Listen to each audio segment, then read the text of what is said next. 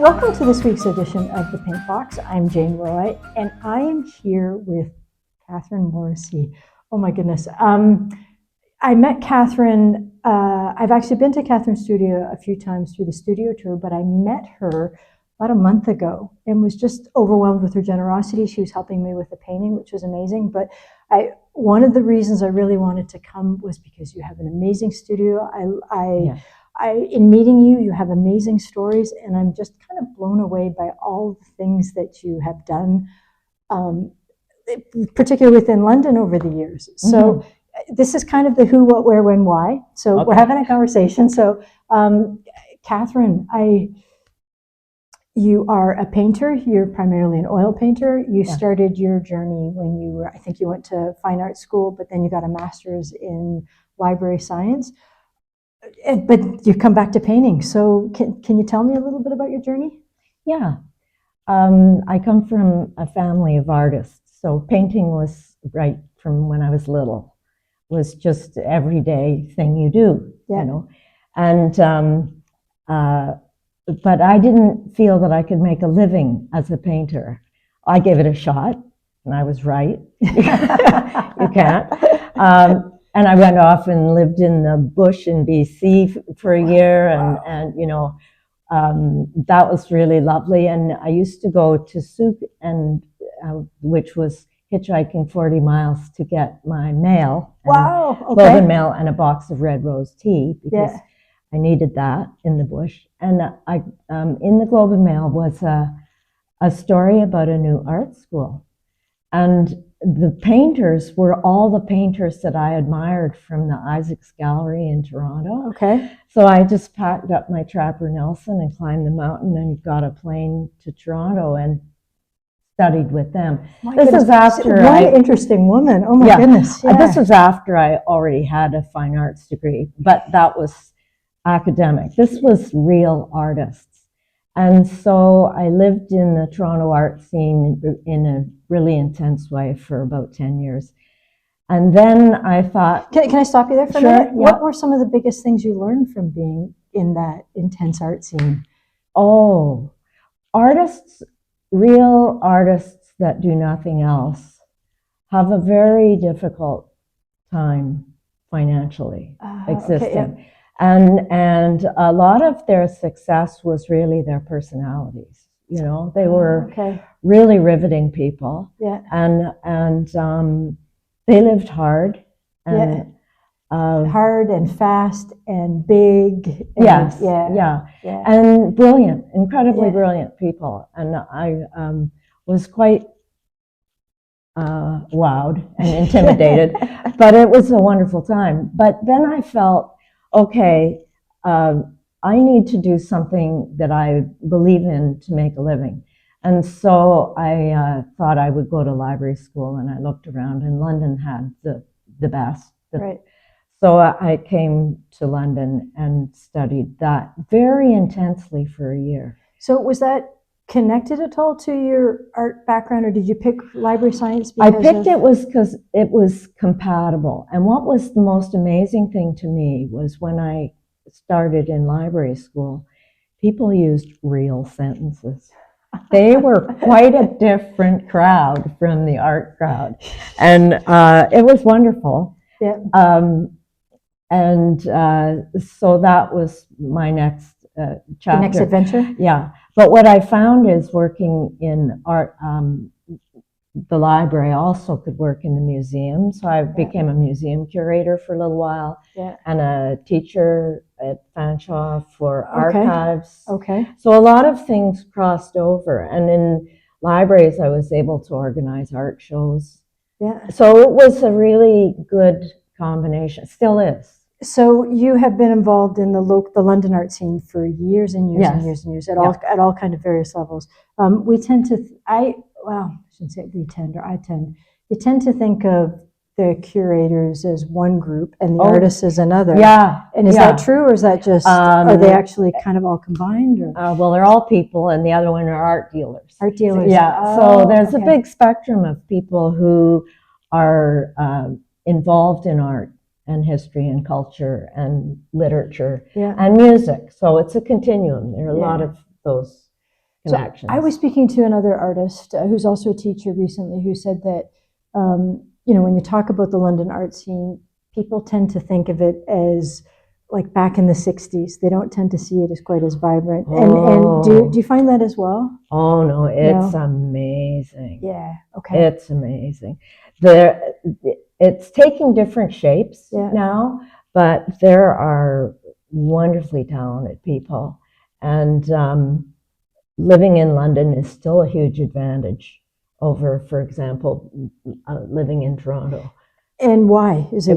Because it's viable. You mean we can afford it? We can afford it. Okay. We can walk everywhere. Everything is available. You know, it's much easier. Yeah, it's much easier. And you can hop on tomorrow. Like I'll hop on a train and go to the Toronto Art Fair. Yeah. Okay. And come home the same day. I love it. Yeah, I'm kind of new to the art scene, and I don't even know if it's like an art scene, but it's kind of like this exploratory journey where I'm meeting lots of different artists and learning to appreciate their process. Whereas, it's not about how I paint or how they paint, but just the whole journey that they're going through. Yeah.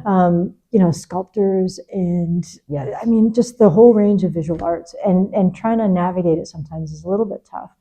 But only tough because there's just so much to learn and so much to know and so many people with so much knowledge. It's wonderful. Yeah, it's mind-boggling, and it is a journey, and it never ends. Yeah. So I remember when the London Regional Art Gallery opened. I was in grade 12. I was up at Banting, and my art teacher at that point was Ruth Ann Murner. And so she had us all do these drawings and these paintings and all sorts of things. And it's like, oh, wow, I got a piece in the London Regional Art Gallery, because they showcased like local students' art, which was great. And then it wasn't right, but I tended to think the gallery system, the public gallery system, that's what art is all about. But it's not. It's much bigger than that, isn't it? Yeah. But you have, so one of the folks I've admired as well is, of course, Nancy Poole. Yes. But you actually got to work with her. Oh, yes. And you were involved in that whole process with the London Regional Art Gallery. Yeah. It was a great experience. It was really interesting. Yeah. And so what was the main thing you maybe learned from that? Oh, because I know that's what was the main thing? Okay, so what was one of the things?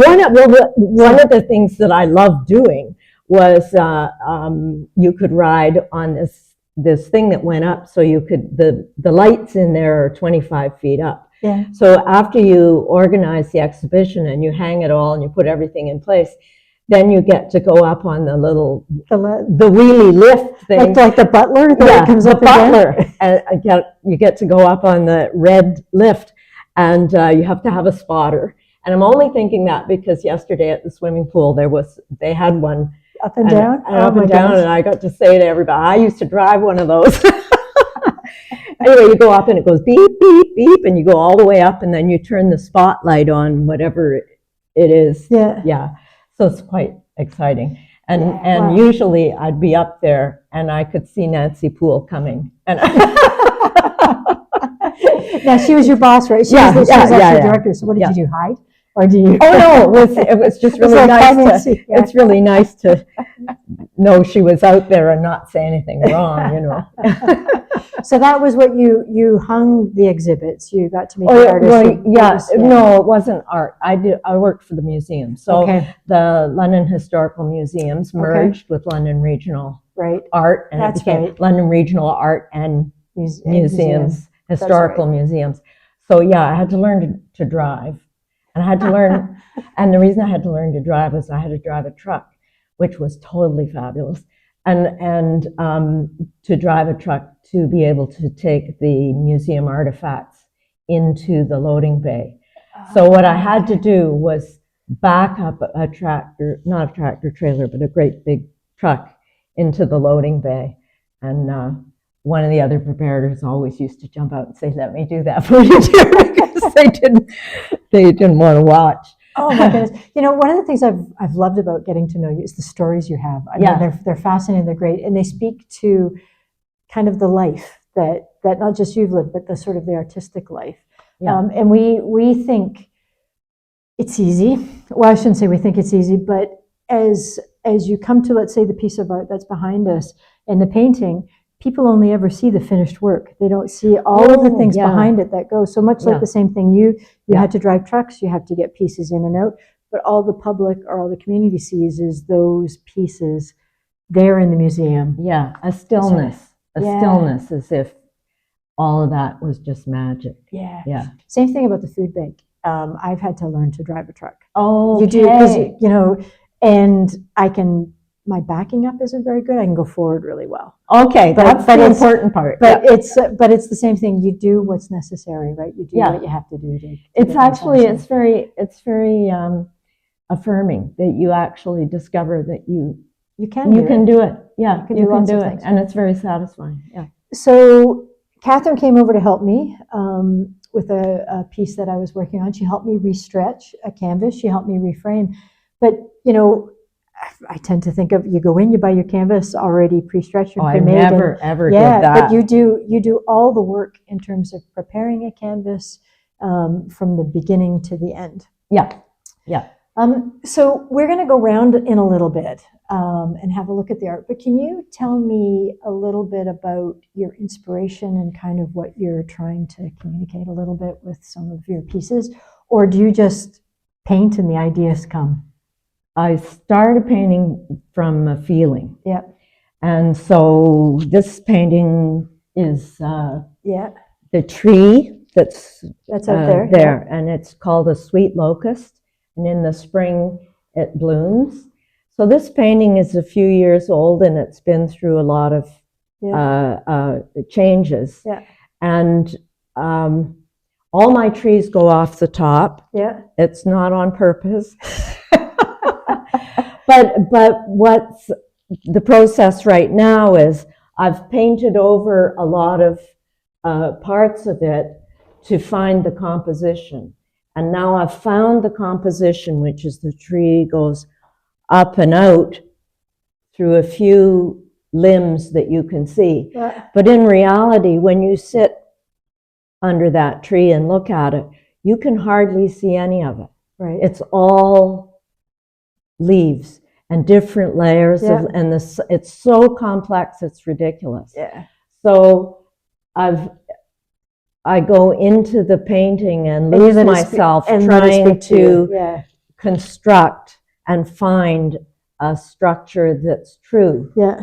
Wow. Okay. Yeah. So we're going to walk around in a little bit because this is a wonderful spot that Catherine has. But I'm also looking at this. I mean, there's a couple of bunnies. Yeah, and they're wet.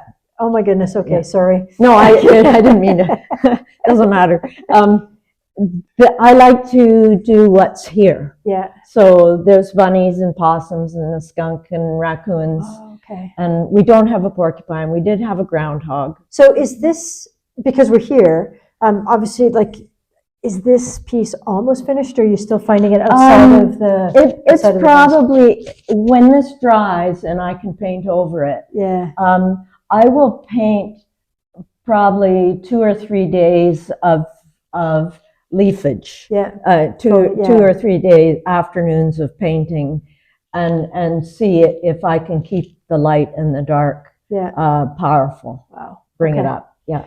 So this is obviously the medium of choice is oil. Yeah. Which is the reason I like oil is you can leave it in an unheated studio, and this is like the poor painters in Paris, France. Yeah. They always had the attic, and your paints can freeze. It doesn't hurt them. Doesn't hurt oils at all. Oh wow! They will continue to work. Yeah, because you're using turpentine and oil as solvents. Right. And they don't freeze. Oh, okay. Yeah. Okay, yeah. That makes a lot of sense. It makes a lot of sense. Yeah, it makes a lot of they're sense. Very durable. Yeah. So, can we go see my favorite part of your whole studio? Oh yeah. Okay. Which is your paintbrushes right now. Oh yeah, the paintbrushes. You know, I do love the finished work, but I look at this and oh no, that's way more exciting for you. So let me show you. Let me just show you.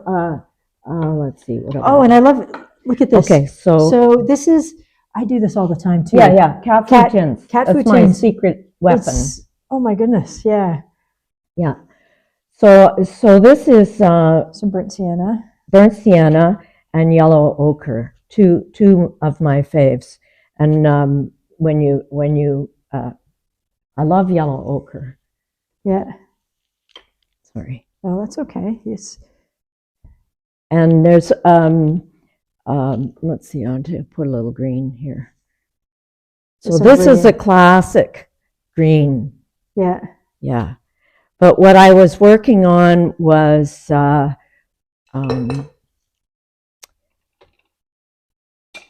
bringing up yellow ochre with burnt sienna, Yeah. which I really like a lot. So How do you stay clean? I have a rule. Yeah. The rule is don't wear good clothes in the studio because I don't stay clean at all. Okay. Well, I'm looking at what you're painting, and I'm thinking, oh my goodness, how do you keep that clean? Because I get paint everywhere. I have a painting sweater. Yeah. And a painting ski jacket. Yeah. I'd like my ski jacket to go to the Smithsonian. It's completely paint. Oh wow. Yeah. Okay. Yeah. Amazing. So just mixing colors is a really nice thing to do. Yeah. Yeah. Oh yeah, I was going to tell you about my favorite color. Okay. Actually, that was going to be one of my questions. What is your favorite color? Olive green. This is olive green. Olive green. Oh, I'm using a dirty brush. Olive green is brown. It looks like brown. Yeah. And the reason I love it is it is so neutral. Like here it is beside this green, and you would never know it's green, but it is green. So is that olive green that you've mixed, or is that olive green? No, it's a color called olive green, and I know just what this needs now. Oh yeah, I didn't know, but now I see it. Okay, we're getting there. So here's another piece you have on the go, and is this a tree out of your memory, or is this a tree from your backyard? Oh, everything's a tree from my backyard. I don't go very far. The backyard. I think we should do a little. We'll do a little footage out in the backyard. Yes. Yeah, because the other thing that you were recently showing me was the path you used to take the kayak down. Because when we go through and have a look at some of the pieces, the kayak is featured prominently in some of your work. Yeah. So the kayak is right here by my paints. Wow. Okay. Right. So you've got French easels. People give me things. So I have a lot of, if anybody would like to go painting, we're equipped. We can just go right now. Oh, wow. Yeah. Okay. Yeah. So these are right now paintings you have on the go. Do you work on a few paintings at the same time? I work on a few at the same time. Yeah. Okay. Yeah. And it doesn't matter how old they are. If they're not resolved, we just keep going. Keep going. And sometimes I just look at them hard and say, that's not going anywhere, and take the canvas off. So the paintings in here are the ones that have not quite been resolved. And we are standing in a spot that used to fix cars. It's the official paint room of the Luke's Auto Body Shop. So behind you, that would have been garage door. Yeah. So these were truck doors. They were really big. Yeah. And the garden now, that's a jungle, was all pavement. Oh, okay. So this building was for trucks. Yeah. It's a perfect studio. Because this is your painting area. And so this is the paint room, and it gets beautiful light in the daytime. Yeah. Yeah.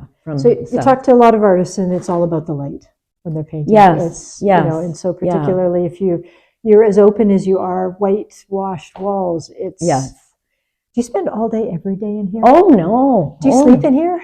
No. No. This is because it's such a wonderful spot. And this is your gallery. Yeah. So these are finished. Wow. Okay. So let's take me through. Okay, I'm just going to move these chairs out of the way. Well, it's not exactly a gallery. Okay. This this room has beautiful acoustics. Okay. And so there are big black curtains that for musicians, you can pull the curtains to do your sound so you don't have any echo. Okay. And this is where the drums usually sit. And so is this for a party or do you hold it? No, my husband was a musician. Of course, yeah. So this was every week. He had big free improvisation music sessions, and so we had the chairs at the back. And yeah. But they always had a nice landscape behind them. Yes. So I'm very interested in Chinese landscape painting. I always loved it. So can I ask you why? I think because when I was little, we had a Chinese screen in the living room, and I always was fascinated by it. Wow. Yes. Okay. Yeah. Have you been to China and traveled? No. Yeah. But I did study in art history, and I studied Chinese art. So you walk into this part of the studio, and a few things kind of grab your attention. Obviously, the wonderful Chinese, what is that, a mural? Panels? Just panels. Just panels? Yeah. Actually, there's a good art question for me. What's the difference between a mural and a panel? Oh, I don't know. I don't know. Okay, I don't know either. Yeah. Okay. I just know that to make a mural, if you do it in manageable chunks, you can transport it and hang it anywhere. Okay. Yeah. No, I'm still learning my language, but we come in. There's the wonderful Chinese panels. This obviously a tree, but this is what kind of grabs your attention. This is what grabs everybody's attention. Oh my goodness! So this is by my mother. So my mother was really a rock star artist. Yeah. And it's papier mâché. Yeah. And she made it out of family letters. So she had a dream, and she had a great big box of family letters. And in her dream, she dreamed Egyptian mummy. Wow. Okay. So she had chicken wire. She always had chicken wire, and quickly made the sarcophagus shape, and made the first layer of papier mâché, which would be newspaper. Yeah. And then the next layer was family letters. So they're a lot of them are 19th century. They're back a few generations. Wow, that's amazing. And then she had a print, because she was a printmaker, of a tree. So back here is the same print on a woodcut. You probably won't be able to see that, but it's it's an apple tree. Wow. With actually, it's gorgeous. Yeah. So that's the same print as here on rice paper. So she actually did the print herself. Oh yeah, she did. She would go into complete raptures if she found an old piece of wood, like any pine boards. The bigger the better. So for example, that print is I think it's a 6 feet long print, and so she couldn't even get paper big enough to do the print. She had to piece 2 pieces of rice paper together, and she would do it on wood. So the next thing we see is these ones are filled with color. Oh yeah. So I do have a story, children's story about a bunny rabbit and who lives in a flower shop. So I did some illustrations. Oh, okay. So Bunny George. This is Bunny George. Bunny George lives in the flower shop, and his job is to eat the leaves and stems off the floor. And one night he's eating his dinner and he finds a golden egg. Yeah. And he says, uh-oh. And in the morning when the store opens, Farmer Tom from the flower farm arrives in the truck. And he gets out of the truck, and behind him is a tall man in black velvet. And behind him are 6 ballerinas in long white dresses. and behind them is a swan, and she's really beautiful? upset. Oh, upset. Oh yeah, she's really upset. And then she realizes that's her egg, and so she flies to her egg. Yeah. So the first ballerina turns to Bunny George and says, "You found her egg. I'll grant you a wish." And he says, "Oh, I wish I could meet some bunnies." And she says, "Oh, sure. You can come home with us and meet your brothers and sisters." Oh, wow. So those were his brothers and sisters. So that's a children's story? Yeah, it's almost finished. It's almost finished. I know the ending now. Okay. Anyway, so that's the whole flower Oh, cool. That's bunny rabbit cool. connection. Yeah. So that actually, again, speaks to you're not just an artist, you're a creator. You take an idea and it could be in visual form, but now you're communicating. Yeah, it can be a book. It can be a story. It can be a story. I mean, and you're taking your wonderful talent to illustrate it. Wow. Yeah. Those are very colorful. Oh, it's really, I have to tell you, painting bunny rabbits, it's really fun. Oh my goodness. It's so silly. Yeah. So this actually seems to have a lot of olive in it. So this is Kim Harrison painting. Okay. And it's just a landscape that I really admire and I like. Yeah. And so I had him. Artist. He's a lovely artist. Yeah. And he did some big paintings here a few months ago. So I hung that up to make him feel at home because I really, really admire it. Yeah. Yeah, he works with color really well, doesn't he? Oh, he's beautiful color. Yeah, very beautiful color. Okay, so then we come along this way and there's more. Oh, this looks like the river. Oh yeah, lots of river paintings. Yeah. Yeah, that's the river. This is the river. I like this one. And this one has a mate, which is this one. Okay. I could just put them together. They're beautiful, actually. So that's when I go out in the kayak, that's what I see a lot is a perfect reflection. Yeah. And the color of the sky deepens in the water. So it's always surprising. Yeah. And it's funny, when we look at the river, usually we're just looking at the trees at the top. Like if you're on the bridge and you look out and you're looking at the trees, we sort of focus on the land. Yep.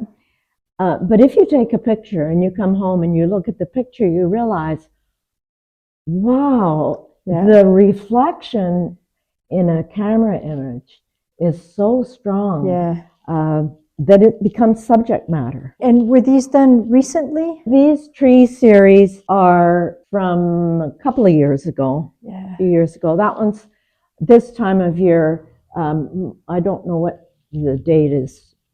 It's quite a bit older. Yeah. I don't see the date. Anyway, it's when the Virginia creeper that climbs up a tree turns red, and it has these cascades of red coming down, and the rest of the tree is green. Yeah, it's amazing. Yeah. So we'll come back to this. Can we follow the path? Can we see your kayak and follow the path? Oh, sure. Because this is where you get your inspiration. Mm-hmm. So I'm just going to follow you. Okay.